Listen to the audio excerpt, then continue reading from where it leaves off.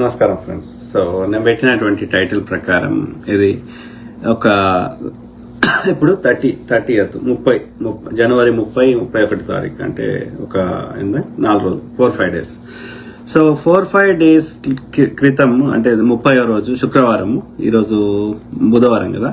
So శుక్రవారం రాత్రి అంటే ఫ్రైడే వీకెండ్ మన విజయశాంతి రెడ్డి అట్లనే తన యొక్క 2 పిల్లలతోటి 17 ఇయర్స్ బాబు, 18 ఇయర్స్ పాప అమ్మాయి. సో ఇద్దరిని కొడుకు కూతుర్ని తీసుకొని ఇది Secunderabad railway station, Cherlapally railway station నుంచి అట్లా ట్రాక్ల మీద పోతూ నడుస్తూ ఉండగానే గూడ్స్ రైలు వచ్చి గుద్దడం వల్ల, అంటే వాళ్ళు గమనించినప్పటికీ ఆ యొక్క లోకోమోటివ్, ఆ యొక్క ట్రైన్ డ్రైవర్ గమనించినప్పటికీ అది ఆపినా గానీ ఆగలేని పరిస్థితి, ఎందుకంటే సడన్ గా ఆగదు ట్రైన్ కాబట్టి. సో 3 శవాలు అర్ధరాత్రి పడి ఉంటే 2 o'clock మార్నింగ్. సో అక్కడ కుక్కలు అవి పీక్తున్నాయని గమనించి అక్కడ ఉన్నటువంటి రైల్వే సిబ్బంది ఆ 3 శవాలను తీసుకొని వచ్చి తర్వాత ఏమైంది అనేది అందరికి తెలిసిందే. సో ఈ క్రమంలో ఇది అనేక మంది అనేక విశ్లేషణలు చేస్తున్నారు. Big TV, Red TV, RTV, ఇప్పుడు సుమన్ టీవీ వాళ్ళని ఇంటర్వ్యూలు చేస్తున్నారు, కుటుంబ సభ్యులని. పాపం భర్త దుబాయ్ నుంచి వచ్చిండు. సో వచ్చినాక ఆయన బాధ వర్ణనాతీతం. అట్లనే అతని యొక్క ఏమంటారు ఆమె యొక్క అత్తమామ లేదంటే ఆ భర్త యొక్క తల్లిదండ్రులు, పాపం వాళ్ళు ఊర్లో ఉంటారు, వాళ్ళకి 3 కొడుకులు. సో వాళ్ళ బాధ వాళ్ళు చెప్తున్నారు. తర్వాత వాళ్ళ యొక్క అమ్మ, ఆమె ఏడుస్తుంది, వాళ్ళ అన్న, అట్లనే అన్న భార్య వదిన. సో అందరి వర్షన్ బాధ అన్ఎక్స్పెక్టెడ్ గా ఇది ఎట్లా జరిగింది అనేది ఎవరికి అర్థమైతలేదు.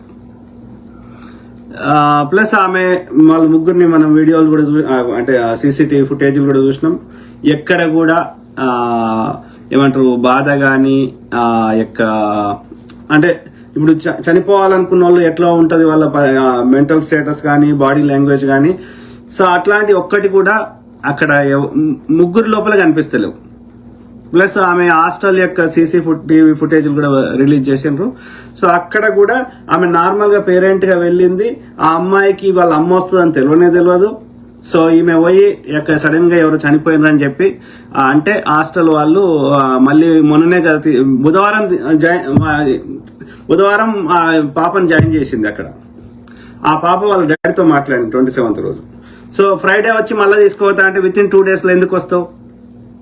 మళ్ళీ నెల రోజులకు సరిపడేటువంటి స్నాక్స్ అన్ని ఆమెకు ఆ యొక్క ప్యాక్ చేసి ఇచ్చింది అమ్మాయికి బుధవారం రోజు 27th. అండ్ ఇది 30th రోజు. సో 30th రోజు ఏది ఫ్రైడే రోజు బుధవారం జాయిన్ చేసి మళ్ళీ ఫ్రైడే వచ్చి తీసుకోవతా అంటే ఆమె ఏం సమాధానం చెప్పింది అంటే ఏమంటారు ఇది మా దగ్గర చుట్టాలు చనిపోయినరు, మళ్ళీ నేను మండే తీసుకొస్తా అని చెప్పింది. సో అట్లా ఫస్ట్ బాబుని పికప్ చేసుకుంది, తర్వాత పాపని పికప్ చేసుకుంది నారాయణ కాలేజ్ నుంచి చేసుకొని అరౌండ్ ఇంట్లో 6:30కి 6:37కి అట్లా బయలుదేరింది. సో బయలుదేరి ఇద్దరిని తీసుకునే వరకే ఆమెకి టైం పడుతుంది కదా, వాళ్ళిద్దరిని తీసుకొని అక్కడ కన్విన్స్ చేసి డ్రైవ్ చేసి వచ్చేవరకు. సో ఆ వచ్చినప్పటి నుంచి మళ్ళా ట్రైన్ స్టేషన్ లోనే 1 గంట సేపు గడిపోయినారంట. సో ఆ ట్రాక్ కి అరౌండ్ 11 o'clock వెళ్ళిర్రు. 11 o'clock వెళ్ళి నైట్ 12:30 ఎప్పుడో ఇన్సిడెంట్ జరిగినట్టుంది. అదే ఒక్కరోజు ముందు 29th రోజు భర్తతో మాట్లాడింది. సో పిల్లల చదువులు, పిల్లలు ఎట్లా ఏంటిది, ఒక ఏజ్ దాటినాక పిల్లల్ని సెటిల్ చేయాలనేదే ఉంటది ఏ తల్లికైనా తండ్రికైనా. సో ఎవ్రీథింగ్ ఎవరిని మాట్లాడించినా ఆమె గురించి పాజిటివ్ చెప్తున్నారు. వాళ్ళ అన్ననేమో ఏమంటారు ఎవ్రీ సండే ఆయన రామ్నగర్ గుండుకు పోయి ఆ యొక్క చేపలు తీసుకొని వస్తా. ఆ రోజు 8 కిలోల చేపలు ఆయన కోసం తెచ్చుకున్నాడు, ఈమె కోసం ఒక 8 కిలోల చేపలు తెచ్చిన. సో 3,400 అయితే 3,000 కొట్టింది. సో 400 నా జేబులోకి వెళ్ళి పెట్టుకున్నా. సో అవన్నీ చెప్తున్నారు.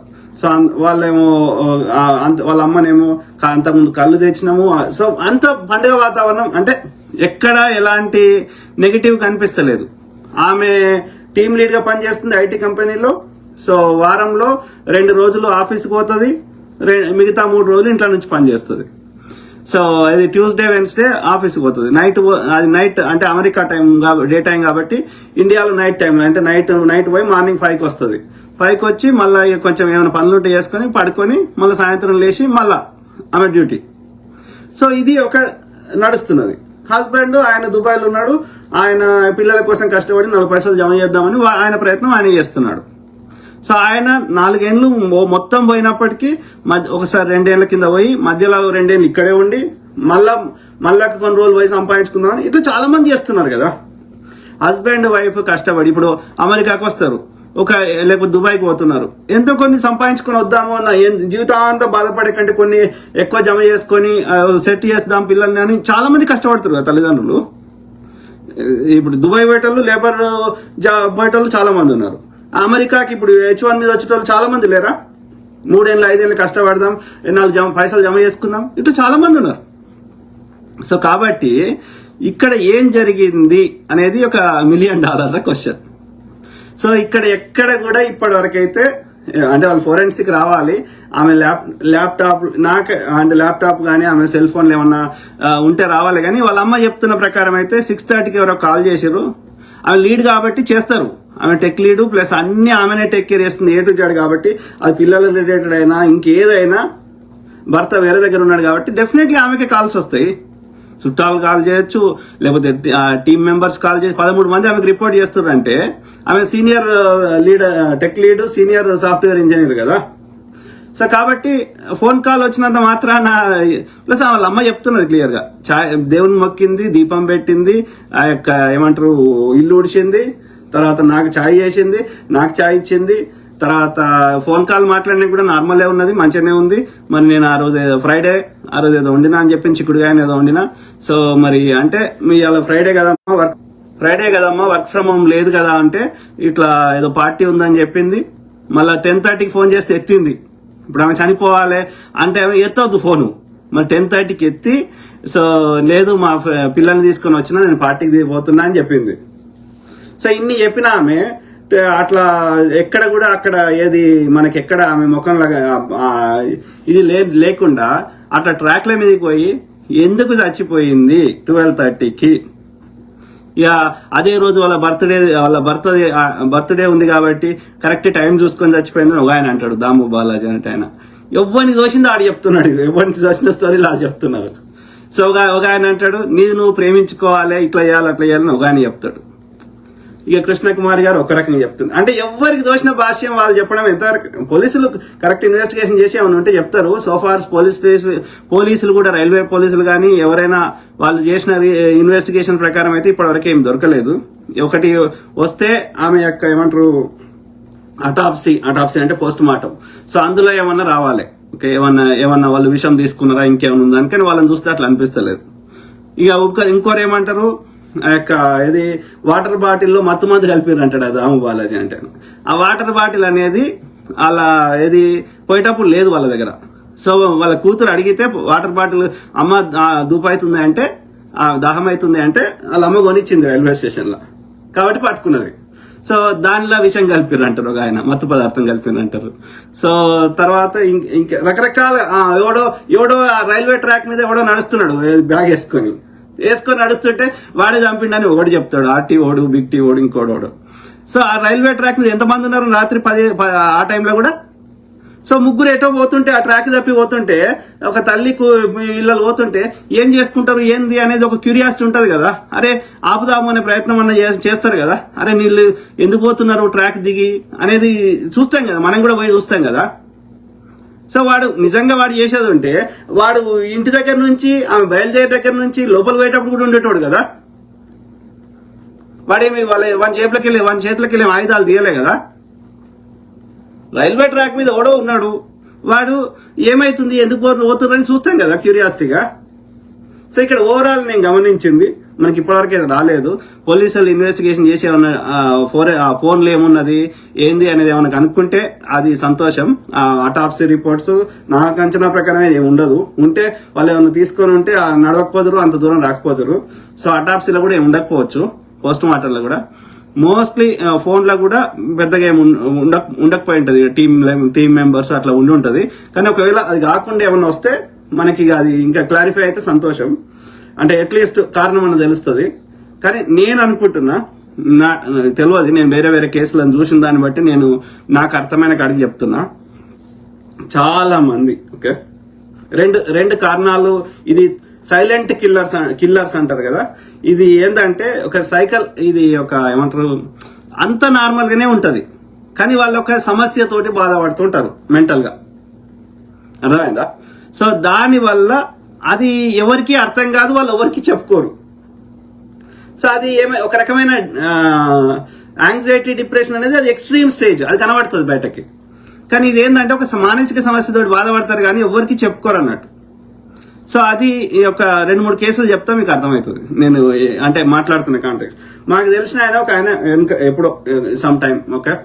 సో మా డాడీ వాళ్ళ ఫ్రెండ్ ఆయన ఒక దుబ్బరాజం అని ఒక అంకుల్ ఉండే. సో ఆయన ఎంత ఇంటెలిజెంట్, స్కూల్లో క్లాస్లో అన్నిట్లో ఫస్ట్ వచ్చేటోడు అన్నట్టు. ఒక రాజకీయ నాయకుడికి ఆయన ఇంగ్లీష్ ట్యూషన్ చెప్పేటోడు. సో దానికి నన్ను తీసుకుపోయేటోడు. సో అంకుల్ ఏమైంది, ఒక చిన్న ఇంటి ముందట అది వాటర్ ట్యాంక్ బోర్ ఉంటది కదా, ఆడ వాళ్ళు వస్తే ఆడ లేడీస్ ఉన్నారు, ఆ లేడీస్ తోటి ఈయన పోయి ఏదో చిన్న వాటర్ బిందె, ఆ వాటర్ దాంట్లో ఏదో చిన్న గొడవ అయింది.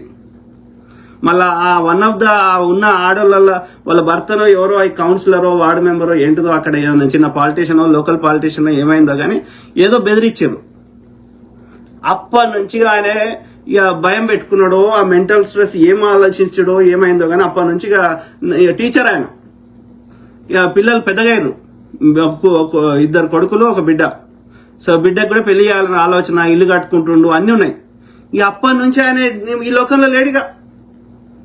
ఆయన ఇక అదే ఆలోచించి ఆ డిప్రెషన్లోకి వెళ్ళిపోయి ఒకసారి కాల్చుకోవాలని ట్రై చేస్తే వాళ్ళ కొడుకుండి, పెద్ద కొడుకు ఆయన పెద్దగా అయిండు, ఆయన ఆల్రెడీ సాఫ్ట్వేర్ జాబ్ చేస్తుండే, పోయి కట్టేసి ఇక ఇట్లా ఆయన దగ్గర ఇట్లా చేసుకోకుండా కాపాడుకునే ప్రయత్నం చేసిర్రు, మందులు ఇప్పించారు, అన్ని చేసిర్రు.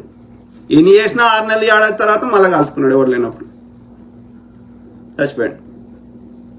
సో అట్లా ఇప్పుడు మా బాబాయ్ అంటే మా డాడీ వాళ్ళ సొంత తమ్ముడు కూతురు అమెరికాలో ఏదో రాష్ట్రం ఉండే అప్పుడు ఉటా సాల్ట్ లేక్ 3 ఏళ్ల కిందనే ఇప్పుడు మాట్లాడింది నాతోటి. మాట్లాడి ఏది చాలా మంచిగా మాట్లాడింది. ఆమె ఏదో వాళ్ళ హస్బెండ్ టీసీఎస్ లో పనిచేస్తాడు, ఆమె ఏదో వంటలు చేసుకునేది, ఆమె ఇంజనీరింగ్ చేసింది కానీ మరి ఆ రిలేటెడ్ జాబ్ కాకుండా ఏదో వంటలు చేసుకునేది ఏదో ఉండేది. కానీ మొత్తం మీద 2 ఆడపిల్లలు మంచిగానే మాట్లాడింది. మరి ఏమైందో ఏంటిదో మనకు తెలియదు. సో తర్వాత మధ్యలో మళ్ళీ కమ్యూనికేషన్ లేకుండే. తర్వాత మా బాబాయ్ ఒక రోజు ఫోన్ చేసి ఇట్లా సూసైడ్ చేసుకుంది, చనిపోయింది అని చెప్పాడు. ఏమైంది ఏంటిది అని కనుక్కునే ప్రయత్నం చేసి వాళ్ళు చనిపోయిన దగ్గర పోయి పోలీసులతో మాట్లాడి అన్ని చేస్తే ఆమె 2-3 ఏళ్ల నుంచి ఈ యొక్క యాంగ్జైటీ డిప్రెషన్ తోటి మందులు వేసుకుంటుంది, సైకలాజికల్ మందులు వేసుకుంటుంది. భర్త ఆఫీస్కి పోయిండు, అమెరికా చాలా రోజులు ఇండియాలో ఉన్నది, 6 months 1 year ఉండి తర్వాత నేను మంచిగా అయినా నార్మల్ అయినా ఈ మందులు వేసుకున్నాను కానుకున్నది. 2 పిల్లలు తీసుకొని వచ్చింది అమెరికాకి, ఒకతే వచ్చింది. ఆ హస్బెండ్ ఇక్కడ మళ్ళా జాబ్ వచ్చింది ఆ కరోనా తర్వాత. సో ఉంటుంటే హస్బెండ్ ఆఫీస్కి పోయిండు, పిల్లల్ని బడికి పంపించింది. తర్వాత ఈమె 9కి పంపిస్తారు కదా, 9 అయిపోయినాక 10కి ఎప్పుడు ఊరేసుకుంది, ఫ్యాన్కి ఇది వేసుకుంది. సో ఎందుకు అనేది మనం కొంచెం పోలీసు వాళ్ళని వాళ్ళు ఇన్వెస్టిగేషన్ చేసి అన్ని చేసినాక ఎలాంటి ఫౌల్ ప్లే లేదు, ఎవరేం చేయలేదు, హస్బెండ్ కానీ ఇంకోరు ఏం చేయలేదు అని వాళ్ళు చెప్పారు.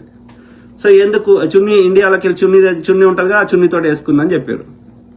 ఎందుకు ఏంటిది అంటే నాకు అర్థమైన కాడికి సో ఈ మందుల ఎఫెక్ట్ అనేది ఆమె మీద బాగా పనిచేసింది, సైకలాజికల్ మెడిసిన్, అర్థమైందా, మెంటల్ మెడిసిన్.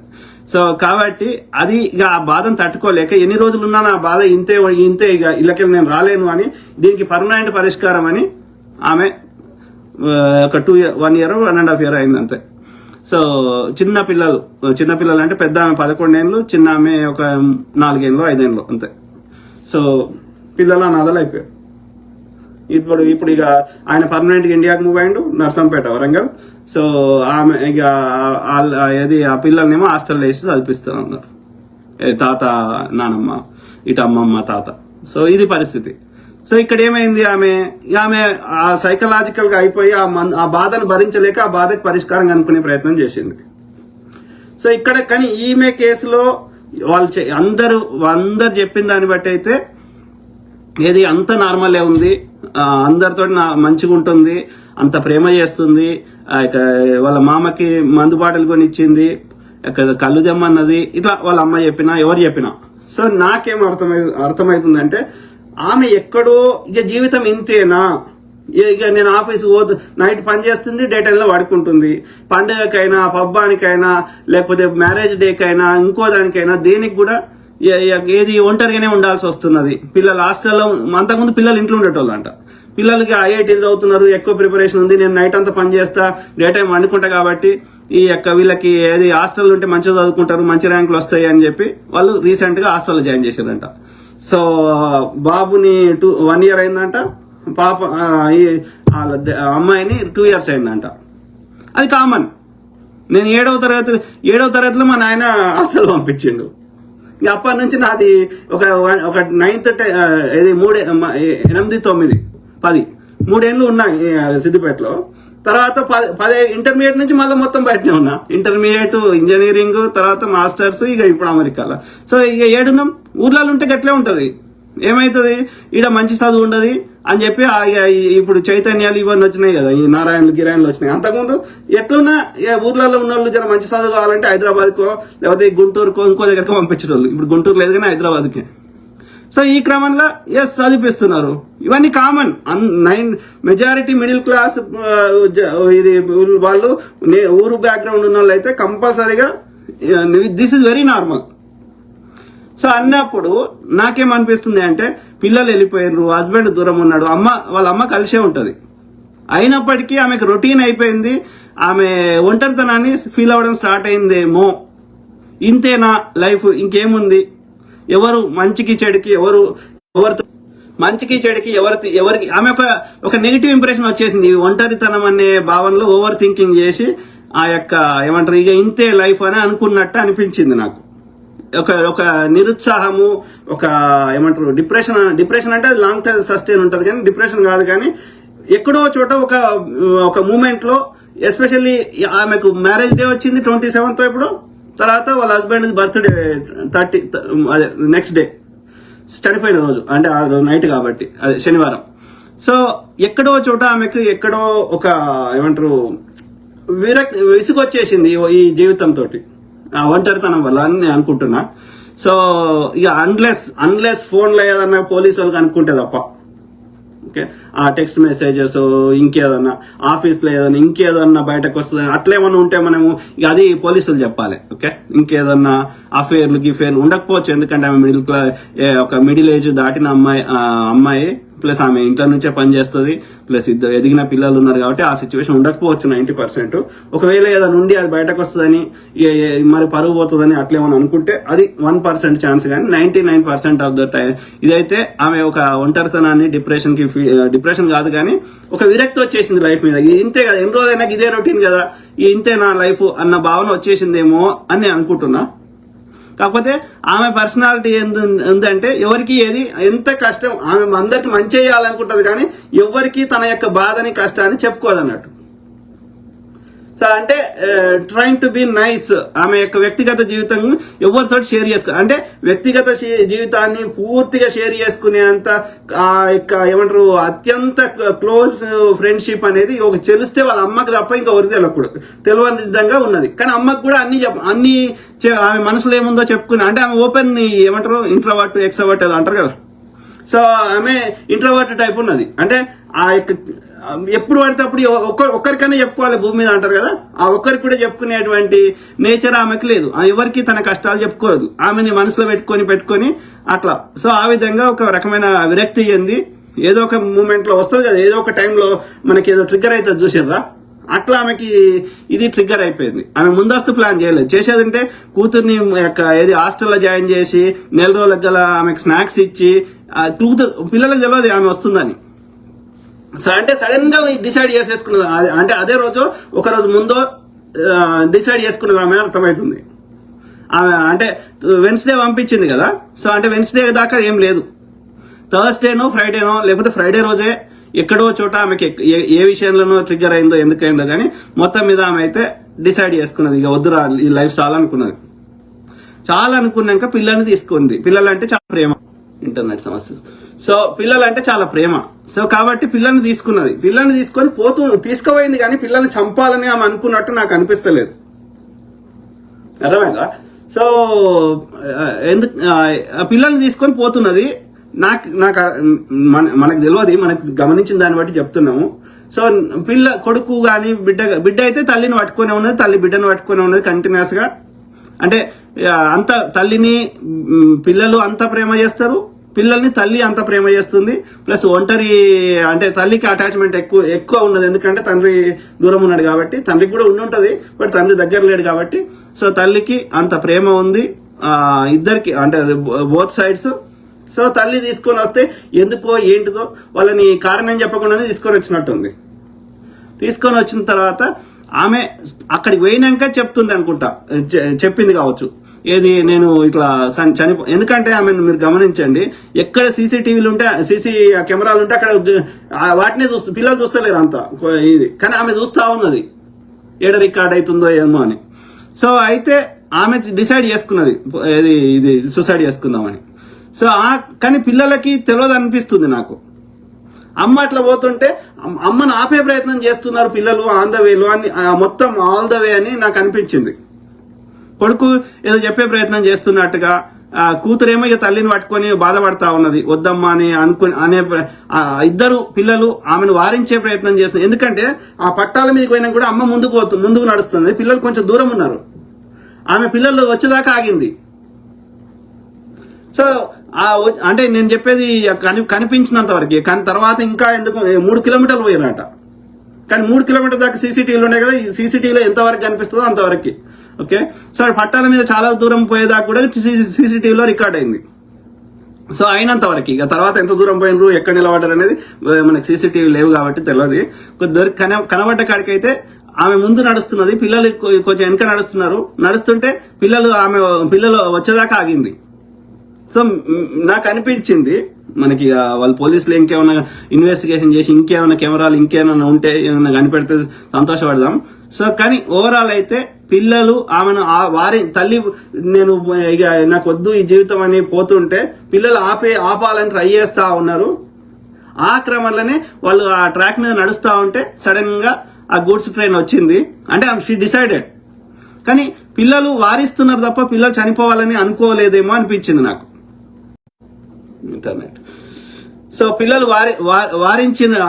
వారించే ప్రయత్నంలోనే వాళ్ళు యొక్క గూడ్స్ ట్రైన్ మీద ఆ క్రమంలో అది వచ్చింది. ఆయన ఆపే ప్రయత్నం చేసిండు ఆ యొక్క ట్రైన్ డ్రైవర్.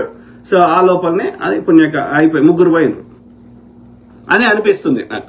కానీ పిల్లలు కొంచెం తెలివితోటి వాళ్ళకి ఎప్పుడైతే కొంచెం అనుమానం వచ్చింది, అర్ధరాత్రి లేకపోతే అంత నైట్ టైంలో ట్రాక్ మీదకి పోవాల్సి వస్తుంది అన్నప్పుడు వాళ్ళు ఇమ్మీడియట్ గా వాళ్ళ చుట్టాలకి పోలీసులకి అందరికి కాల్ చేసి అమ్మ ఇట్లా పోతున్నది, సో ఇట్లా అవుతుంది అని చెప్పి ఫోన్ చేసి ఏదన్నా చేస్తే బాగుండేది. ఒకవేళ పోతే వరస్ట్ కేసులో ఆమె ఒక్కతే పోయేది.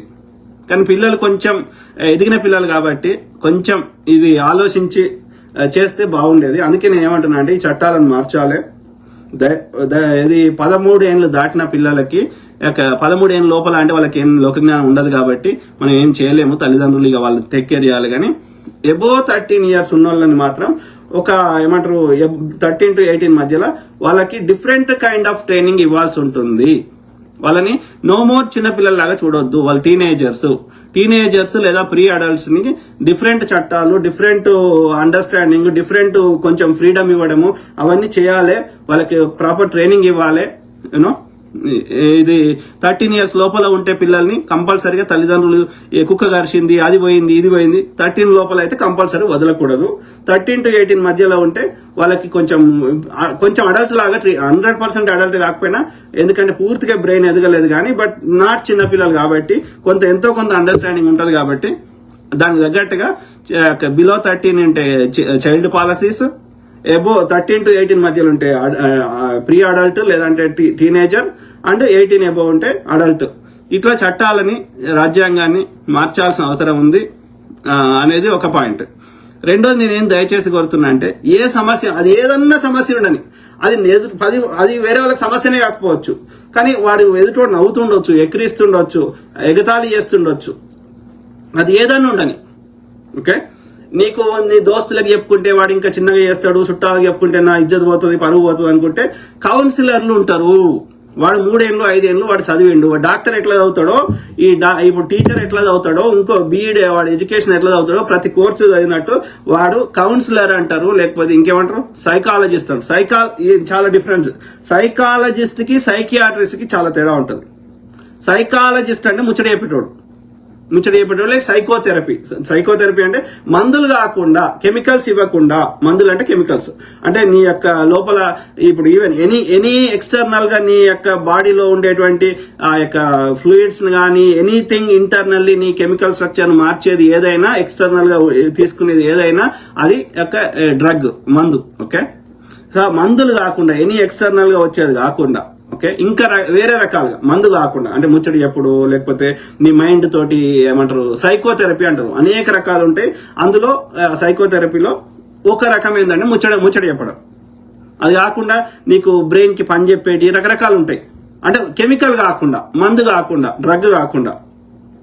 ఓకే, సో ఈ సైకియాట్రిస్ట్ అంటే ఏం చేస్తాడంటే మందు ఇస్తాడు, డ్రగ్ ఇస్తాడు. అయితే బ్రెయిన్ ఏంటంటే ఒక ముద్దలాగా ఉంటుంది. ఇప్పుడు హార్ట్ కి సర్జరీ చేయొచ్చు, బొక్క తీసి బొక్క పెట్టవచ్చు, ఇంకోటి చేయొచ్చు. కానీ బ్రెయిన్ అనేది ఒక ముద్దలాగా ఉంటుంది. ఆ ముద్దని ఏమి చేద్దామంటే చేయరాదు. అది ఎక్కడ, ఎందుకంటే 2 బిలియన్ న్యూరాన్స్ ఉంటాయి. ఏ న్యూరాన్కి ఏది దేని కంట్రోల్ చేస్తుంది. ఇప్పుడు స్పైనల్ పక్షవాతం వస్తుంది. ఎందుకు వస్తుంది? స్పైనల్ కార్డు దొబ్బింది. ఈ బ్రెయిన్ స్పైనల్ కార్డు కనెక్షన్ అయ్యి ఉంటాయి. ఈ బ్రెయిన్ నుంచి స్పైనల్ కార్డ్ నుంచి మొత్తం రెస్ట్ ఆఫ్ ద బాడీకి నరాలు, నాడీ వ్యవస్థ అంటారు. నొప్పి అయితే ఎట్లా తెలుస్తుంది? అర్థమైందా? సో నాడీ వ్యవస్థ, నరాలు. ఓకే, సో ఆ నరాలదే central nervous system, peripheral nervous system. So ఈ కేంద్రీయ నాడీ వ్యవస్థలో మెయిన్ భాగము బ్రెయిన్. సో దాని ముద్దని ఏం చేయరాదు. ఎక్కడ ఏ కంట్రోల్ ఉంది మనకు తెలియదు. 2 బిలియన్ న్యూరాన్ అంటే, మిలియన్ అంటే 10 లక్షలు, 100 మిలియన్ ఏదో లెక్కలేసుకోండి, సమ్ కోట్ల న్యూరాన్స్. ఓకే, సో దాన్ని ఏం చేయరాదు అన్నట్టు బ్రెయిన్ ని. ఓకే, అంటే ఫిజికల్ గా ఏం చేయరాదు. సో ఏమైనా చేస్తే ముచ్చడి చెప్పాలి ఇట్లాంటివి తప్ప, ఇవి తప్ప దానికి బ్రెయిన్ సర్జరీ చేసిన వాళ్ళు చాలా మంది ఏదో చేయబోతారు కానీ చచ్చిపోయిన వాళ్ళు ఎక్కువ ఉన్నారు. సో కాబట్టి ఏమంటున్నా అంటే బ్రెయిన్ కి ఇచ్చే మందులు ఏవైనా, అవి కెమికల్స్ ఏవైనా ఏం చేస్తుంది అంటే నీ ఆలోచన మార్చాలంటే ముచ్చట చెప్తేనో ఏదో ఎక్స్టర్నల్ ఇన్ఫర్మేషన్ ద్వారా నీ బ్రెయిన్ ఆలోచన మారింది. ఒక తెల్ల కాగితం లాగా ఉంటుంది. కాగితం మీద నువ్వు ఏం రాస్తే అదే నీకు. ఇప్పుడు చిన్నపిల్లల ముందట మాట్లాడొద్దు, ఏది వాడుతుంది ఎందుకంటారు? ఎందుకంటే ఎవరు వాడితే వాళ్ళకి, ఎందుకంటే నీ బ్రెయిన్ లో ఒక న్యూరల్ పాత్వే అంటారు. సో అది ఏర్పడుతుంది. దాన్ని మార్చాలంటే మళ్ళీ ముచ్చట చెప్పాలి, లేకపోతే సైకోథెరపీ చేయాలి. ఓకే, కానీ మందుల ద్వారా నువ్వు చేయలేవు. మరి మందులు ఎందుకంటే నీ బ్రెయిన్ పూర్తిగా పాడైపోయింది. నువ్వు ఇక నీ కంట్రోల్లో నీ బ్రెయిన్ లేకుండా పోయింది, నీ అధీనంలో నీ బ్రెయిన్ లేకుండా పోయింది. నువ్వు బట్టలు చెంపుకుంటున్నావు, లేకపోతే రాళ్ళు ఇసిరేస్తున్నావు, లేకపోతే నీ ఆరోగ్యం పాడవుతుంది, లేకపోతే నీ సమాజంలో నీ వల్ల చెడు జరిగే అవకాశం ఉంది. 10 మందిని నువ్వు కొడుతున్నావు అంటే నీ బాడీ, నువ్వు లేకపోతే రోడ్డు మీదకి పోతున్నావు, బస్ కిందకి పోతావో, ఏడికి పోతావో మాకు తెలియదు, పారిపోతున్నావో. కాబట్టి అంటే నీ అధీనంలో నీ బ్రెయిన్ లేదు, లేకపోతే వైస్ వర్సా, ఎట్లా అన్నా ఒకటే. ఓకే, సో అంటే నీవు కంట్రోల్, అంటే నీవు ఇప్పుడు కంట్రోల్ చేయకపోతే, నేను వండబెట్టకపోతే ఇంకా నీకు కానీ నీ సమాజానికి కానీ ఎక్కువ నష్టం జరిగే అవకాశం ఉంది. కాబట్టి ఏం చేస్తారు? బ్రెయిన్ యాక్టివిటీని తగ్గిస్తారు, అంటే పండబెడతారు, బ్రెయిన్ పని చేయకుండా చేస్తారు. కానీ ఆలోచన మార్చే శక్తి కెమికల్కి లేదు, డ్రగ్కి లేదు. అర్థమైందా? సైకోథెరపీకి దాటి ఇక బియాండ్ లిమిట్ అయిపోయి వాని బ్రెయిన్ పూర్తిగా పాడైపోతే వాని పండబెట్టాల్సిన అవసరం ఉంది. కాబట్టి అప్పుడు డ్రగ్ తీసుకోవాలి, అప్పుడు సైకియాట్రిస్ట్ దగ్గర పోవాలి, బ్రెయిన్ యాక్టివిటీని తగ్గడానికి, లేకపోతే నేను వండబెట్టడానికి. మిగిలిన అన్ని సమస్యలకి సైకోథెరపీ పోవాలి, సైకాలజిస్ట్ దగ్గర పోవాలి, లేకపోతే కౌన్సిలర్ దగ్గర పోవాలి, ముచ్చటేపడం దగ్గర పోవాలి. అర్థమైందా? కానీ మన దేశంలో దరిద్రం ఏంటంటే ప్రతిదానికి మందు వేసుకుంటాం. జ్వరం వచ్చింది అంటే అది ఎందుకు వచ్చింది? బ్యాక్టీరియా వల్ల వచ్చిందా, వైరస్ వల్ల వచ్చిందా, దానంతటా అది పోతుందా, నాకు ఇమ్యూనిటీ పవర్ ఉందా, ఏం సంబంధం లే. వాడు పోతాడు, వాడు యాంటీబయాటిక్ వేస్తాడు, కథం. ఈ యాంటీబయాటిక్ తగ్గలేదు అనుకో, డోసు వేస్తాడు. రేపు మళ్ళీ వస్తే అంతకంటే ఎక్కువ. ఒక స్టేజ్ ఏమైపోతుంది అంటే నువ్వు ఎంత పెద్ద యాంటీబయాటిక్ వేసినా ఆ రోగం తగ్గదు, ఆ బ్యాక్టీరియాకి అలవాటు అయిపోతుంది. అర్థమైందా? సో నేనేం చెప్తున్నా అంటే ప్రతిదానికి మందులే పరిష్కారం కాదు. ఫస్ట్ థింగ్ అది ఏంది రూట్ కాజ్ అనేది కనుక్కోవాలి. కనుక్కున్నాక అది వైరస్ ఉంది, వైరస్ అనేది అది జీవి కాదు. ఓకే, కానప్పుడు నీకు దానికి మందు లేదు. అది ఇమ్యూనిటీ రోగ నిరోధక శక్తి అనేది ఆ యొక్క దాన్ని వైరస్ ని తొలగిస్తుంది అంతే. అది బ్యాక్టీరియా అనేది జీవి కాబట్టి దాన్ని చంపడానికి యాంటీబయాటిక్ వేసుకుంటాం. కానీ దానికి కూడా ఆ బ్యాక్టీరియాకి కూడా ఈ రోగ నిరోధక శక్తి చంపేయగలుగుతుంది.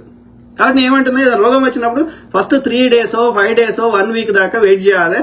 నీకు ఆరోగ్యాన్ని కాపాడుకుంటే మంచి ఎక్సర్సైజ్ చేస్తే, ఆరోగ్యమైన ఫుడ్ తింటే, ఫ్రూట్స్ వెజిటేబుల్స్ మంచి సమతుల్యమైన ఆహారము, మల్టీవైటమిన్స్ అన్ని ఆరోగ్యాన్ని మెయింటైన్ చేస్తే ఆ ఇమ్యూనిటీ పవరే 99% రోగాలను తీసేస్తుంది. వారం రోజులైనా కూడా నీకు తగ్గకపోతే అది బ్యాక్టీరియా వల్ల వస్తే నీకు రోగ నిరోధక శక్తి సరిపోకపోతే అప్పుడు యాంటీబయాటిక్ వేసుకోవాలి, అది కూడా స్మాల్ డోస్. అర్థమైందా? సో కాబట్టి వాళ్ళ డాక్టర్ ఏంది, వానికి ఏం కావాలి, పైసలు కావాలి. నువ్వు ఏమైతున్నావు, ఏం పోతుంది, నీ వానికి సంబంధం లేదు. సో కాబట్టి నేను ఒకటే చెప్తున్నా, మందులు అనేది లాస్ట్ ఆప్షన్ గా ఉండాలి. ఎస్పెషల్లీ మైండ్ రిలేటెడ్ అయితే ఇంకా డేంజరు. ఓకే, ఇది సైకియాట్రిస్ట్ అనేది చాలా లాస్ట్ ఆప్షన్. ఈ అన్ని దారులు అయిపోయినాయి. వాడు వాళ్ళకి ప్రాణం ఏమైనా అవుతుంది, లేకపోతే పక్క వాళ్ళకి ఏమైనా అవుతుంది అన్నప్పుడు అప్పుడు ఆలోచించాలి, లాస్ట్ స్టెప్. కానీ సైకోథెరపీ, సైకాలజిస్ట్ ఏదైనా ఉంటే చెప్పుకోండి, నలుగురికి చెప్పుకోండి. మీకు ఎవరికి చెప్పుకోకపోతే సైకాలజీ దగ్గర పోండి, సమస్య ఏముందో చెప్పుకోండి. దానికి ఒక పరిష్కారం కనుక్కుంటారు. నీ లోపలనే పెట్టుకుంటే నీ ఒక్కని పోతలేవు కదా. నేను నమ్ముకొని 100 మంది ఉన్నారు కదా, వాళ్ళందరి జీవితాలు పోతున్నాయి కదా. అది దయచేసి ఆలోచించమని నేను ప్రాధేయపడుతున్నా. ఆ క్రమంలో మీకు ఎలాంటి ఆధారం లేకుండా టీవీ డబ్బాలకి ఒక ప్రాపర్ ఎవిడెన్స్ ఉంది అంటే మీరు మాట్లాడండి. ఏదో ఊహించుకొని ఆడ తాడు ఉంటే నువ్వు పామని కరిసింది అని మీకు తోచిన చెప్పుకొని అది మీరు 4 వ్యూస్ కోసం చెత్త డబ్బాలలో ఈ చెత్త నింపకండి అయ్యా. You found some evidence, wait చేయండి. ఆ పోలీసు వాళ్ళు ఏమన్నా అనుకుంటే ఆధారం తీసుకురండి, మాట్లాడండి. ఎవడో బ్యాగ్ వేసుకుని పోతే నువ్వు అంటూ వాళ్ళ అన్న పాపం ఏడుస్తున్నాడు. ఆయన వాళ్ళ వదిన షేక్ రాసుకుంది. పిల్లల్ని వాళ్ళ వదిన అన్ననే పెంచి రూమ్ మొన్నటి దాకా ఇంటర్మీడియట్ దాకా. ఎందుకంటే ఈమె నైట్ టైం చేసి ఈమె బిజీ ఉంటే మొన్న సండే రోజు చేపలు తెచ్చి ఇచ్చిండు. అన్ననే చంపిండు అని ఒకటి చెప్పబట్టే ఏం సిగ్గుశరం ఉండాలనా? వాళ్ళేమో ఏడ్చుకుంటూ వస్తుంటే వీడేమో న్యూస్ కోసం అన్ననే చంపిండని వీడు చెప్పబట్టే. అరే కొంచెం ఎథిక్స్, మోరల్స్ నువ్వేదైనా కనుక్కో, ఇన్వెస్టిగేటివ్ జర్నలిజం చేసి ఆడ నిజంగా నువ్వేదైనా ఆడ నీకు ఆధారం దొరికితే పెట్టు, ఓడొద్దన్నాడు. నువ్వేదో ఊహించుకొని ఏదో చెప్పి వాళ్ళ క్యారెక్టర్ అసాసినేట్ చేసి నీవు దీన్ని అంటారు జర్నలిజం అని. ఇప్పుడు నాకు తెలియదు, నాకు అనిపిస్తుంది. అది కూడా 100 సార్లు నేను ఆలోచించి 100 వీడియోలు చూసినాక నాకు ఇట్లా అనిపించిన కానీ అది కూడా నాకు తెలియదు. ఆ పోలీసు వాళ్ళు ఏమన్నా వాళ్ళ ఫోన్లలో ఇంకేమన్నా ఆ ఫోన్లలో ఏమన్నా దొరుకుతుంది తప్ప. బట్ స్టిల్ ఒక రెస్పాన్సిబుల్ పర్సన్ గా మనకు బాధ అనిపించినప్పుడు అరే ఇట్లా పాపం మంచి ఆమెకు ఎలాంటి కష్టాలు లేవు, ఆర్థిక ఇబ్బందులు లేవు, మంచి ఉన్నత స్థానంలో ఉంది. ఆమెకు 13 మంది రిపోర్ట్ చేస్తున్నారు, అందరికి చెప్పెత్తున్నది, అందరికి సాయం చేస్తున్నది. అంతా ఉన్నామే ఆ పాపం ఎదిగిన పిల్లలు ఉన్నారు.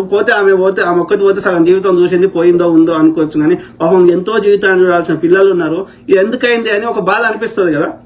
ఒక మానవతా దృక్పథంలో మనము అయ్యుండొచ్చేమో అని అంటున్నాం తప్ప మనకి ఎలాంటి ఆధారం లేనప్పుడు ఎవరి క్యారెక్టర్ ని మనం అసాసినేట్ చేయాల్సిన అవసరం లేదు. నీ వ్యూస్ కావాలంటే ఏదైనా మంచి చాలా జర్నలిజంలో కూడా చాలా చరిత్రను తెలుసుకోవచ్చు, అనేకం ఉన్నాయి. కాబట్టి చెత్త నింపకండి అయ్యా ఈ డబ్బాలలో. అందుకే అంటే మళ్ళీ రెగ్యులేట్ చేస్తే వాడు మోడీ అనేటువంటి చేస్తాడు కానీ but there should be some kind of regulation ఉండాలి. ఎవడు పడితే వాడు ఏది పడితే వాడు చెప్తా అంటే కలవదు. అది ఆలోచించండి మిత్రులారా. సమస్య ఉంటే చెప్పుకోండి. ఓకే, మనసులనే పెట్టుకొని దాన్ని విషయం చేసుకోకండి. మైండ్ ఇప్పుడు CPU కంప్యూటర్లో ఏదైతే CPU ఉంటుంది కదా, phone line any device. So అది లేకపోతే నీకు మానిటర్ ఎంత పెద్దగా ఉన్నా ఇంకోటి ఉన్నా పనిచేయదు. అట్లనే ఈ బ్రెయిన్ అనేది CPU లాంటిది. ఎవ్రీ డెసిషన్ ఈ బ్రెయినే చేస్తుంది. నీకు ఇప్పుడు నా చేయి కదలాలంటే బ్రెయినే డిసైడ్ చేస్తున్నది. నా అన్నం అరగాలంటే బ్రెయినే డిసైడ్ చేస్తున్నది. కంప్యూటర్ అది కమాండ్ ఇస్తుంది, కమాండ్ ఇస్తుంది. నీ హార్మోన్ రిలీజ్ కావాలంటే అంటే ఇది మంచిగుంటే మిగతా అంతా మంచిగుంటుంది. అందుకే సంతోషంగా ఉండాలరా, happy Sankranti, happy Friday, happy Monday, లేకపోతే మెరీ క్రిస్మస్ ఎందుకంటాం? ఇది మంచిగా ఉన్నది అనుకో, ఇది హ్యాపీగా ఉన్నది అనుకో, మిగతా అన్ని చక్కగా పనిచేస్తాయి అన్నట్టు. నీ రోగనిరోధక శక్తి 100% మంచిగా పనిచేస్తుంది అన్నట్టు. కాబట్టి దీన్ని చక్కగా ఉంచుకోవాల్సిన అవసరం ఉంది. దీనికి ఎక్కువ బాధ పెట్టకూడదు. దొంగతనం చేసినోడు వీడి ఇది చక్కగా ఉండదు, అబద్ధం ఆడినోడికి ఇది చక్కగా ఉండదు. అందుకే వాడు చెప్పినోడు ఆసనాలు ఒకటే పట్టుకున్నారు. వాడు అష్టాంగ యోగా అని చెప్పిండు, ఎవడు చెప్తుంది కానీ ఒకటి చెప్పి బుద్ధుడు చెప్పిన ఎవడు చెప్పిన. ఓకే, సో అష్టాంగ యోగాలో వాడు అన్ని చెప్పిండు. ఏది యమ, నియమ, ఆసన, సమాధి అన్ని చెప్పిండు. వాడు అవన్నీ కష్టం అన్నట్టు. అట్లా బతకడం, అబద్ధం ఆడకుండా ధ్యానం చేసుకుంటూ రకరకాలుగా అనేకం ఏదైతే మెంటల్ మైండ్ ఫస్ట్ మైండ్కి 90%, 99% మైండ్కే చెప్పిండు. ఒక 2% ఈ యొక్క బాడీకి చెప్పిండు ఆసనాలు. ఎందుకంటే ఫిజికల్ యాక్టివిటీ చేస్తే రక్తం అనేది మొత్తం మంచిగా ప్రసరించి ఆ లోపల ఉండేటువంటి నెగిటివ్ ఏవైతే బాడీకి విషం అంటే నెగిటివ్ ఏవైతే ఉంటాయో అవన్నీ బయటకు పంపిస్తుంది అన్నట్టు ఎక్స్క్రిటరీ సిస్టమ్ ద్వారా. చెమట కానీ ఇంకోటి మలినం కానీ ఇంకోటి కానీ. సో కాబట్టి నీకు ఫ్రెష్ ఎయిర్ వస్తుంది మంచి. కాబట్టి ఆసనాలు ఫిజికల్ ఎక్సర్సైజ్ చేయమన్నారు. ఆసనాలు అంటే ఆసనాలు any physical activity. Okay, so ఎందుకంటే నువ్వు ఏ ఆసనం చేస్తే ఆయా భాగానికి ఎక్కువ రక్త ప్రసరణ జరిగి ఎక్కువ ఆక్సిజన్ అనేది అందుతుంది. నువ్వు ఒక్క ఆసనం పట్టుకున్నావు, మిగతా 99% నీ బ్రెయిన్ కి సంబంధించినవి ఖరాబ్ చేసుకుంటున్నావు. ఎందుకు చేసుకుంటున్నావు? నీ ఆలోచన కరెక్ట్ లేదు, నీ జీవన విధానం కరెక్ట్ లేదు, నీ నిజాయితీగా బతకట్లేదు, నీ ఒక విలువలతో బతకట్లేదు. ఇవన్నీ ఫ్యాక్టర్ అవుతున్నాయి. అర్థమైందా? ప్రతిదానికి గోల్ వేసుకుంటా అంటావు. గోల్ వేసుకోకుండా ఉండగలిగినప్పుడు నువ్వు ఆరోగ్యంగా ఉన్నట్టు. ఎలాంటి మెంటల్ గా ఏది ఇబ్బంది లేకుండా ప్లస్ ఫిజికల్ కూడా ఎలాంటి మందులు వేసుకోకుండా నువ్వు ఉన్నప్పుడు ఆరోగ్యం ఉన్నట్టు. నువ్వు ప్రతిదానికో మందు వేసుకుంటే ప్రతి మందుకి సైడ్ ఎఫెక్ట్ ఉంటుంది. అర్థమైందా? సో ఏమంటారు రాజేష్ మావంట్, మీరు డిప్రెషన్ యాంగ్జైటీ గురించి చెబుతూ ఉంటే నాకు ఒకటి గుర్తొచ్చింది బ్రదర్. అమెరికా అయితే గంజాయి వాడమని డాక్టర్లు చెబుతారు, దాన్ని మీరు ఏమంటారు? ఇది సో డాక్టర్ చెబుతారు, దాన్ని మీరు ఏమంటారు? ఇది ప్రపంచవ్యాప్తంగా పెద్ద డిబేట్ కదా. ఆల్కహాల్ కంటే తక్కువ హానికరం మీకు తెలిసే ఉంటుంది. మీకు అమెరికాలో యాంగ్జైటీ, డిప్రెషన్, గంజాయి, వీడ్ సజెస్ట్ చేస్తారు, డిస్పెన్సరీస్ ఉంటాయి.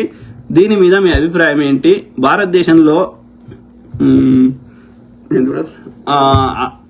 భారతదేశంలో ప్రపంచవ్యాప్తంగా అయినా నేనైతే సమర్థిస్తాను బ్రదర్ గంజాయిని. ఎందుకు అంటే అది పెద్ద చర్చ. మీరు ఎప్పుడైనా వీడియో మాట్లాడండి, దీన్ని ఇప్పుడైతే అభిప్రాయం చెప్తా. మళ్ళీ ఏమైనా మాట్లాడంటే మళ్ళీ మాట్లాడదాం, ఇంకా డీప్ గా మనం రీసెర్చ్ చేసి. అదే బ్రదర్, నేనైతే రాజేష్ బ్రదర్, నేనైతే 100% ఏ సమస్యకైనా ఓకే ఎలాంటి మందులు వాడకుండా న్యాచురల్ వేలో నీవు ఆ సమస్యకు పరిష్కారం కనుక్కోగలిగితే అంతకంటే పెద్ద ఏమంటారు గొప్ప ఇది లేదు ఆరోగ్యానికి సంబంధించి. సింపుల్. నువ్వు ఇప్పుడు వేరే జీవులను ఆలోచించు, ఒకటే కూర్చోండి సింపుల్ గా ఆలోచించు. దాన్ని ఇప్పుడు ఎవడో చెప్పిండు అని ఆలోచించవద్దు. మనం ఇండిపెండెంట్ గా ఆలోచించడం స్టార్ట్ చేయాలి. చేస్తే నీకు ఇప్పుడు ఎవడో ఏదో కనుక్కున్నాడు, ఇప్పుడు అనుకుంటే వాడు బల్బు కనుక్కునేవాడు కాదు. వాడు 2 మేఘాలు గుద్దుకుంటున్న ఇళ్ళకి లైట్ ఏదో పోతుంది అని వాడు ఆలోచించకుండా వాళ్ళ ముత్తాత కూడా చెప్పిండు, వాడు బైబిల్లో కూడా చెప్పిండు, వీడు భగవద్గీతలో కూడా చెప్పిండు అంటే ఆ భగవద్గీతలో చెప్పిందే గుడ్డిగా నమ్మేటోడు. వీడు దానికి భిన్నంగా ఆలోచించి కనుక్కునేవాడు కాదు. కాబట్టి వాడు ఓడి చెప్పిండో అది వానికి అనిపించింది వాడు చెప్పిండు, కానీ నీకు కూడా తెలియబెట్టిండు కదా. కాబట్టి నీవు సొంతంగా ఆలోచించే శక్తి నీకున్నది. ఒక సూర్యుడికి స్వయంగా ప్రకాశించే శక్తి ఎట్లయితుందో ప్రతి వ్యక్తికి సొంతంగా ఆలోచించే శక్తి ఉంది. వాడు ఆలోచించితే వాడు కొత్తది కనుక్కునే అవకాశం ఉంటుంది. లేదు వాని తాత చెప్పిండు, వాని ముత్తాత చెప్పిండు అంటే వాడి తాత ఏం కనుక్కున్నాడో అదే కనుక్కుంటాడు, అంతకు మించి కొత్తది కనుక్కోడు వాడు. సో ఆ క్రమంలో నేనేమంటున్నా అంటే నువ్వు ఏ జీవి అన్నా తీసుకో, ఓకే, ఏదన్నా న్యాచురల్ కెలామిటీ వస్తే తప్ప, భూకంపాలు, ఇంకేమైనా సునామీలో గినామీలో అట్లాంటివి తప్ప, అవి కాకుండా మనము ఏమైనా ప్రకృతికి ఇబ్బంది పెట్టి ఆడ ప్రకృతిని నాశనం చేస్తే తప్ప, ఓకే, అదర్వైజ్ 99.9% జీవులు అవి ప్రకృతికి అనుకూలంగా అవి బతుకుతున్నాయా లేదా నాకు చెప్పు. ఒక ఏనుగు ఒక అడవిలో అది దొరికిన ఫుడ్ ఏదో ఒకటి గడ్డి ఏదో తినుకుంటా, దానికి ఏదైతే ప్రకృతి పెట్టిందో అవి తినుకుంటా, దానికి 100 ఏళ్ళలో 200 ఏళ్ళలో దానికి కాలపరిమితి ఎంత ఉందో బతుకుతున్నాయా లేదా, ఏ మందు తీసుకోకుండా. తాబేలు, యూ టేక్ ఎనీ జీవి, ఏ జీవి అయినా సరే, అది రేపటి కోసం దాచిపెట్టుకోదు, ఏ మందులు వేసుకోదు, ఏం లేకున్నా మంచిగా బతుకుతున్నాయి. వాటి కాలపరిమితి మనకంటే ఎక్కువ ఏళ్ళు బతుకుతున్నాయి భూమి మీద. మన ఆది మానవులు కూడా మన మనం ఈ సివిలైజేషన్ రాకముందు వరకు కూడా మనం కూడా జంతువులు లెక్క బతికినప్పుడు 99 ఏదైనా న్యాచురల్ గా ఈ యొక్క పాము గర్షో తేలు గర్షో ఇంకో ఆ పాము గర్షినా దానికి ఎట్లా ట్రీట్మెంట్ చేసుకోవాలో వాళ్ళ దగ్గర నేర్చుకున్నారు. వాళ్ళు ఆది మానవులు పాము గరిస్తే దానికి ఏం ట్రీట్మెంట్ చేయాలో నేర్చుకున్నారు. అప్పుడు 99.9% మంది ఆది మానవులు మనిషి 100 ఏళ్ళు బతకాలంటే బతికిర్రు. 70 ఏళ్ళోడు కూడా అన్ని మొద్దులు మొరాలు కొట్టుకొని వచ్చేటోడు, రేపటి కోసం దాచిపెట్టుకునేటోడు, చెట్లు ఎక్కేటోడు, పండ్లు తెచ్చుకునేటోడు, ఇంకేం దొరికితే అది తెచ్చుకొని తినేటోడు, మంచిగా ఫిజికల్ యాక్టివిటీ ఉండేది, ఎలాంటి కంటామినేటెడ్ వాటర్ లేదు, ఎలాంటి విషం లేదు, మంచిగా బతికిన వాళ్ళు ఇప్పటికీ అమెజాన్ అడవుల్లో కొన్ని అడవుల్లో నేటికి బతుకుతున్న వాళ్ళు ఉన్నారు. ఏ మందులు వేసుకోరు. అర్థమైందా? అంటే అర్థమైంది నేను ఏం చెప్తున్నా ఇక్కడ ఓవరాల్ స్టోరీ అంటే, మనము మన జీవితాన్ని నాశనం చేసుకున్నాం. ఒకప్పుడు నా చిన్నప్పుడు కూడా ఏది పాము గారిసిందో తేలు గారిసిందో లేకపోతే ఏది రోడ్ మీద ఏమైనా పడ్డారో యాక్సిడెంట్ అయిందో ఇట్లాంటివే తప్ప బీపీలు వచ్చినాయి, షుగర్లు వచ్చినాయి, ఏమన్నా మహా వస్తే ఊర్లలో నేను చూసిన కాడికి ఈ కారం తిని గొడ్డు కారం తిని అల్సర్లు వచ్చేటి, లేదంటే చాలా ముసలు అయితే జర తిమ్మిర్లు కాళ్ళు తిమ్మిర్లు వచ్చి, మా నాయన ఆర్ఎంపీ డాక్టర్ ఊర్లో పనిచేసేవాడు. సో ఊర్లలో వస్తే ఎట్లా వచ్చిన పేషెంట్లు గదే కాళ్ళు తిమ్మిరు వచ్చినాయి, లేదంటే ఎప్పుడన్నా జ్వరమో గిరమో గింతే. కానీ ఈ బీపీలు షుగర్లు ఈ డయాబెటీస్లు ఈ మధుమే ఈ లోపలికి వెళ్ళి ఈ రోగాలు రాలి, ఈ మెంటల్ డిసీజులు గిన్ని లేవు అప్పుడు లేవు. ఎందుకని? న్యాచురల్ ఫుడ్ తిన్నారు, ఎక్సర్సైజ్ చేసిర్రు. ఎక్సర్సైజ్ అంటే సపరేట్గా చేయలేదు, జిమ్లకు పోలే. వాళ్ళు చేసిన దంచుకున్నారు, లేకపోతే పొలం కాడికి పోయారు, వాళ్ళు ఏం చేసినా అందులో ఫిజికల్ ఎక్సర్సైజ్ వచ్చేది. సో న్యాచురల్ ఫుడ్ తిని ఫిజికల్ ఎక్సర్సైజ్ ఉండి మెంటల్గా ఎలాంటి స్ట్రెస్ లేకుండా కనబడితే అక్క అమ్మ అని మాట్లాడుకొని ఇక ఉన్నాక వానికి ఎందుకు వస్తాయి రోగాలు? ఇవాళ పరుపులు వచ్చినాయి, కార్లు వచ్చినాయి, బంగళాలు వచ్చినాయి, అన్ని వచ్చినాయి. కానీ వీడు 40 ఏళ్ళకే డయాబెటీస్, 39 ఏళ్ళ కింద డయాబెటీస్ వచ్చి బాధపడుతున్న వాళ్ళని చూస్తున్నా. చైల్డ్ ఒబేసిటీ వచ్చిన వాళ్ళని చూస్తున్నా, డయాబెటీస్ వచ్చిన వాళ్ళని చూస్తున్నా. ఎందుకని? ఆ ప్రకృతి జీవనానికి జంతువులు అట్లనే బతుకుతున్నాయి, కానీ మనిషి చాలా దూరంగా బతుకుతున్నాడు. ప్రతిరోజు ప్రాసెస్ ఫుడ్ తింటున్నాడు, పరుపులలో వాంటున్నాడు, ఫిజికల్ ఎక్సర్సైజ్ లేదు, పొద్దుగాలు వేస్తే విషము, మనసు ఎవరికి అన్యాయం చేయాలి, ఎవరి దగ్గర దోసుకోవాలి, అడ్డదారుల పైకి పోవాలి, ఎవ్రీథింగ్ కరప్టెడ్ ఇన్ ఎవ్రీ ప్రతి సెకండ్లో. కాబట్టి వాడి మైండ్ సక్కర్లేదు, వాడి బాడీ సక్కర్లేదు ఆబ్వియస్లీ. సో ఆ క్రమంలో ఇది నేను ఒకటే చెప్తున్నా, న్యాచురల్ గా నీవు ఆరోగ్యాన్ని కాపాడుకోగలిగితే అంత that is the right way of doing it. ఇప్పుడు తాగడం కరెక్టా? కాదు, కానీ మనకి షార్ట్ కట్ కావాలి. న్యాచురల్ గా మెడిటేషన్ ద్వారానో ఎక్సర్సైజ్ ద్వారానో అట్లా ఉండగలిగితే అట్లా సంతోషంగా ఉండగలిగితే గొప్ప చేయవచ్చు, కానీ కొంచెం కష్టపడాలి. మెడిటేషన్ చేసుకోవాలి. మెడిటేషన్ అంటే ఏంది? మెడిటేషన్ అంటే ముక్కు మూసుకుని అడవిలో తపస్సు చేసాడు కాదు. మెడిటేషన్ అంటే ఆ యొక్క కంటిన్యూస్ గా ఆ యొక్క అన్వాంటెడ్ థాట్స్ రాకుండా చేసుకోవాలంటే ఏం చేయాలి? నీకు నచ్చిన దాని మీద ఫోకస్ చేయాలి, మనసుకు నచ్చిన దాని మీద ఫోకస్ చేయాలి. ఫోకస్ అంటే కొందరు పాటలు అంటే ఇష్టం, పాటలు పాడవచ్చు, లేదంటే పాటలు వినవచ్చు, ఎక్కువ సినిమా నచ్చితే సినిమా పెట్టుకోవచ్చు. మొత్తం మీద అన్వాంటెడ్ థాట్స్ రాకుండా కంటిన్యూస్ గా రాకుండా చేసుకోవాలి. అన్వాంటెడ్ థాట్స్ ఎందుకు వస్తున్నాయి? ఎందుకంటే నీ జీవన విధానం కరెక్ట్ లేదు. నీ పొద్దుగా లేస్తే నీ మనసు విషయం ఉన్నది, నీ అలవాట్లు మంచిగా లేవు, నీ ఆలోచన విధానాలు కరెక్ట్ లేవు, నీ జీవన విధానం కరెక్ట్ లేదు. కాబట్టి అది nature is trying to help you.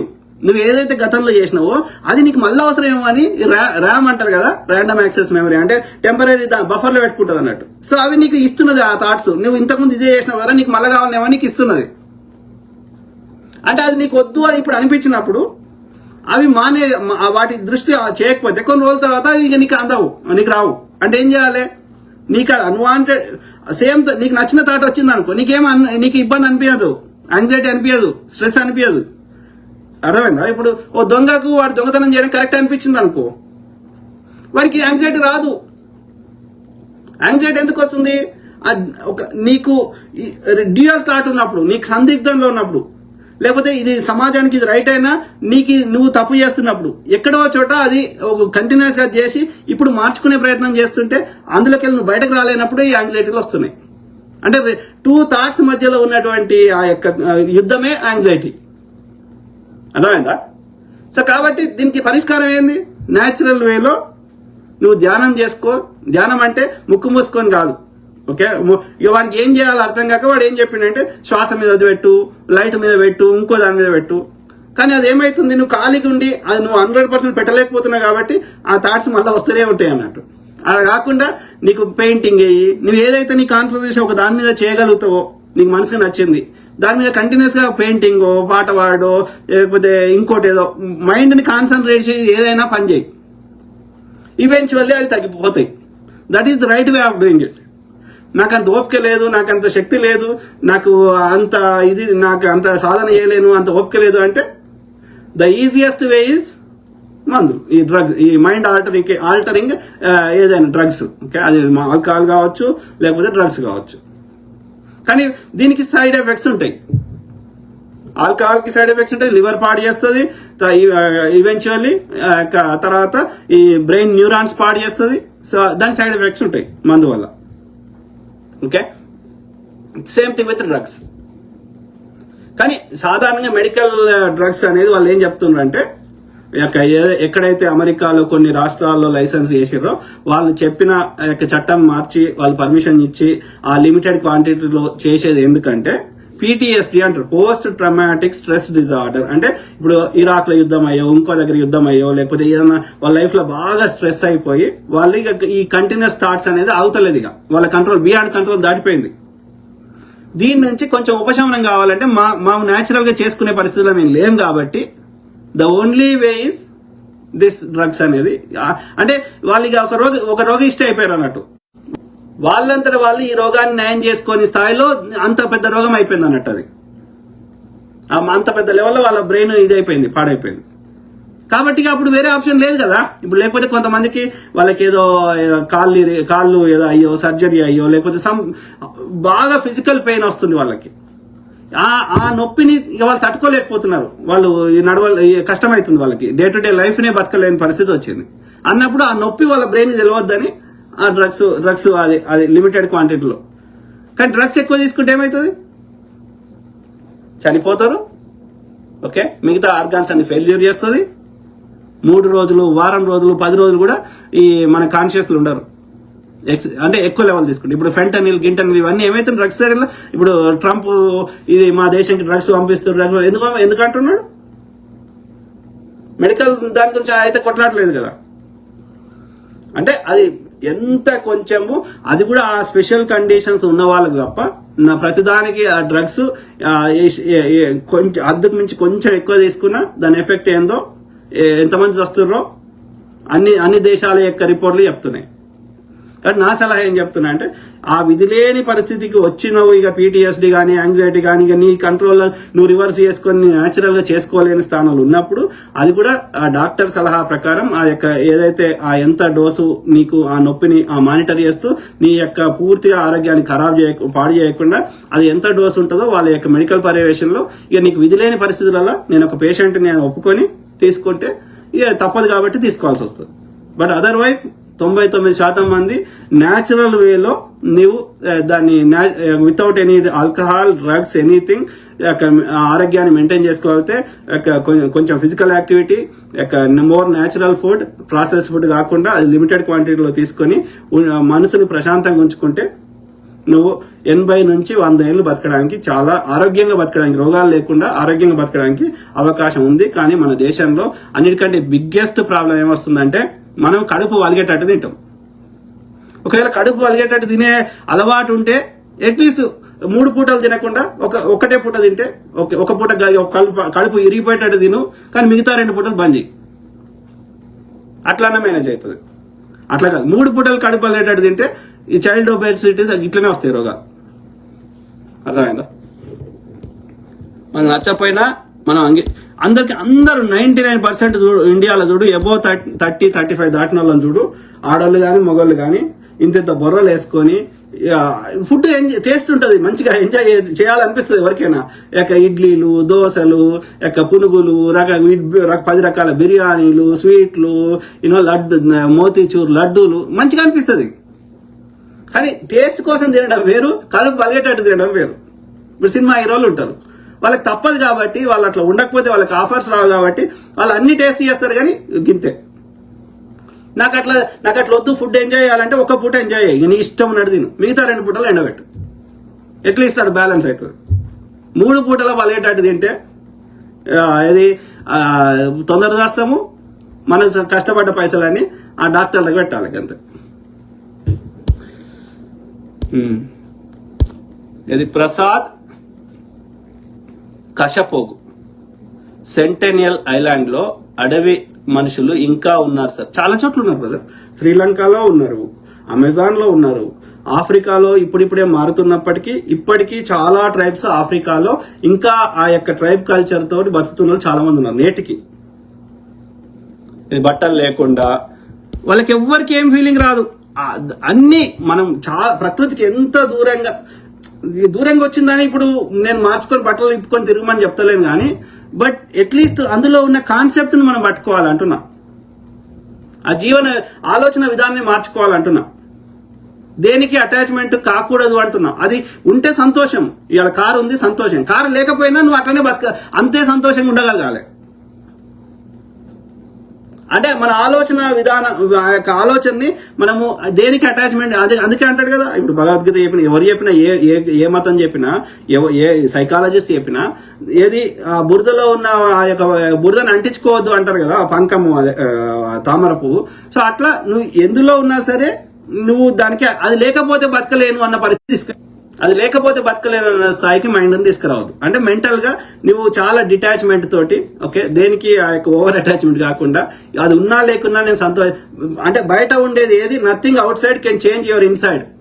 అంటే బయట ఉన్నది ఏదైనా సరే నీ లోపల నీ సంతోషాన్ని తీసివేయకూడని స్థాయిలో నువ్వు ఉండగలగాలి. రాగము ఉండకూడదు, ద్వేషం ఉండకూడదు. ఇవన్నీ జీవన విధానంలో వచ్చేటి. సింపుల్. ఎవడో ప్రేమ దొరకలేదని, ఎవడో ఇది అయిందని, బ్రేకప్ అయిందని, రకరకాల ఫెయిల్ అయినా అని, ఫీజు కట్టలేకపోతున్నా అని. ఎందుకురా అయ్యా? ఏమి లేకపోయినా ఇంత భూమి ఉంటే బతికేస్తాం కదా. ఓకే, అవన్నీ ఎందుకంటే ఈ ఆది మనిషి కంటే ఇంకా మంచిగా బతుకుదామని. కరెక్టే, అవి వస్తే సంతోషవాడు, అది రాకపోయినా బతకొచ్చు కదా, రైట్? సో కాబట్టి అవి ఉంటే సంతోషవాడు, లేకపోయినా ఇంకా సంతోషవాడు. అర్థమైందా? జీవితాంతం ఒంటరిగా బతికి పుట్టినప్పటి నుంచి ఒక స్టేజ్ దాకా ఒక మధ్యలో ఎవరో వచ్చారు, ఎందుకంటే ఈ ఒంటరిగా ఉండే కంటే ఇంకా మంచిగా బతుకుదామని. అది ఓకే, సంతోషం, అది బతికితే సంతోషమే. కానీ అది బతకలేనప్పుడు, ఇంకా ఒంటరి కంటే ఇంకా వరస్ట్ అయినప్పుడు మళ్ళీ ఒంటరి బతికి తప్పేముంది, రైట్? సింపుల్ కదా. సో కాబట్టి నేనేమంటున్నా అంటే ఓవరాల్ ఈ చర్చలో అది డబ్బులు కానీ, బంధాలు కానీ, ఇంకోటి కానీ, ఎనీథింగ్, అది ఉంటే సంతోషపడు, లేకపోయినా అట్లనే ఉండు. అంటే నువ్వు ఎప్పుడు సంతోషంగానే ఉండు, అవి వచ్చేటి వస్తాయి, పోయేటివి పోతాయి అనేది నేను చెప్పదలుచుకున్నాను. మన ప్రయత్నం మనం చేస్తాం. మనకు రావాల్సి ఉంటే ప్రకృతి నీకు ఇస్తుంది. అది నీకు అవసరం లేదు అని ప్రకృతికి అనిపిస్తే నువ్వు నెత్తినోరు కొట్టుకున్నా రాదు నీకు. అరే ప్రకృతి ఎట్లా కంట్రోల్ చేస్తుంది అని, అట్లా సాధ్యమా, అన్ని నేనే కంట్రోల్ చేస్తున్నా అనుకుంటే అది నీ భ్రమ. ఎందుకంటే సూర్యుడు నువ్వు చెప్తే వస్తలేడు, భూమి నువ్వు చెప్తే వస్తలేదు, ఏ గ్రహం మీద లేని నీకు బతకడానికి కావాల్సిన అన్ని ఒక్క గ్రహం మీదనే ఉన్నాయి. నీ గుండె నువ్వు చెప్తే కొట్టుకుంటలేదు, నీకు ఆకలి కమ్మని నువ్వు చెప్తే అయితలేదు, నీకు నిద్ర నువ్వు కావాలంటే వస్తలేదు. అంటే ఈ భూమి మీద మనుషులు బతకడానికి కావాల్సిన అన్ని, జీవులు బతకడానికి కావాల్సిన అన్ని ఇలా చాలా గ్రహాల మీద లేనట్టే నీళ్ళని తీసేయచ్చు, గాలిని తీసేయచ్చు, చెట్లను తీసేయచ్చు. ఏది తీసేసినా ఒక్క నిమిషం జర ఎక్కువ స్పీడ్లో తిరిగినా, తక్కువ స్పీడ్లో తిరిగినా, జర చల్లగా చేసినా, వేడిగా చేసినా, ఉన్న భూమి మీద ఉన్న మంచి కరగబెట్టినా, ఏదైనా మనం ఒక్క రోజు చచ్చిపోతాం. డైనాసార్లు ఉండొద్దు అని ప్రకృతి అనుకుంది, తీసి పారదొబ్బింది. ఆ కరోనా లాంటి రోగాలు తెప్పియగలుగుతుంది, ఏమని చేయగలుగుతుంది ప్రకృతి. కాబట్టి మనమంతా ఈ యొక్క ఒక సిస్టమేటిక్ గా ఆ ప్రకృతి నడిపిస్తున్నప్పుడు ఆ ప్రకృతిలో మనం చిన్న అన్ని జీవుల్లాగా మనం ఒక చిన్న పురుగులం అంతే. కానీ మనమే మనకు కొంచెం ఆలోచన శక్తి ఎక్కువ ఇచ్చే వరకు అన్ని మనమే చేస్తున్నాం అని మనం అనుకుంటున్నాం. మన చేయలో ఏమీ లేదు. ఓకే, కాబట్టి ప్రకృతి నియమాలను పాటిస్తూ సంతోషంగా బతికే ప్రయత్నం చేద్దాం. ఓకే, సో ఇది ఒకటే చెప్పదలుచుకున్నా. ఎనీ సమస్య అది ఎదుటోని నవ్వుకోవచ్చు, అది సమస్య లెక్క ఎదుటోనికి అనిపించకపోవచ్చు, అయినా సరే అది నీకు సమస్య అనిపిస్తుంది. నీ సంతోషాన్ని దూరం చేస్తుంటే ఈ డ్రగ్స్, ఆల్కహాల్ అడ్డదారులు వెతుక్కోకుండా, ఓకే, ఇప్పుడు ఎందుకంటే దోస్తుకో పెద్దలకో చెప్తే వాళ్ళకు కూడా పెద్ద తెలియదు కాబట్టి, వాళ్ళు కూడా ఒక ఇండిపెండెంట్ గా చెప్పలేరు కాబట్టి, వాళ్ళు ఏదో వాళ్ళకి దోషింది చెప్తే అది వర్కౌట్ కాదు కాబట్టి, వాడు 3 ఏళ్ళు 5 ఏళ్ళు అదే చదివిండు కాబట్టి ఈ సమస్యకు పరిష్కారం ఏందో, ఆ ఇండస్ట్రీ ప్రపంచం అంతా ఏం చేస్తున్నారో వానికి అవగాహన ఉంటుంది కాబట్టి వానికి కౌన్సిలర్ దగ్గరికి, సైకాలజీ దగ్గర ఉండి, మందులు ఇచ్చడం దగ్గర ఒకటి, సైకియాట్రిస్ట్ దగ్గర ఒకటి. దయచేసి చాలా మంది మన దగ్గర సైకియాట్రిస్ట్ దగ్గర పోతారు, ఆయనతో ఈ డిప్రెషన్లోకి వెళ్ళిపోతారు, చచ్చిపోతారు, సూసైడ్ చేసుకుంటారు.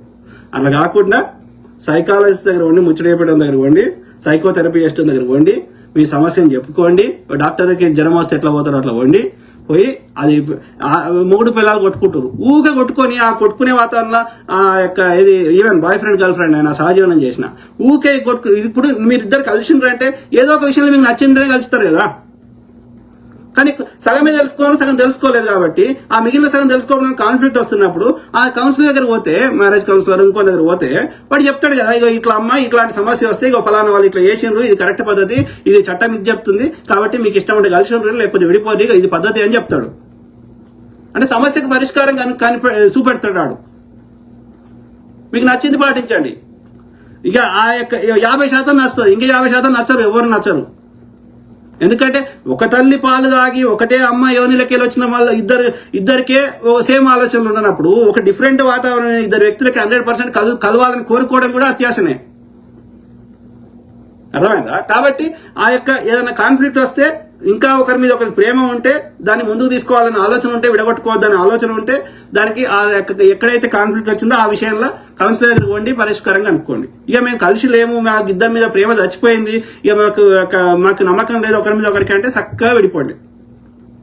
రోజు కొట్టుకొని యుద్ధ వాతావరణంలో కలిసి ఉండాల్సిన అవసరమే లేదు. మెంటల్ రోజు టెన్షన్ బతుకుంటా.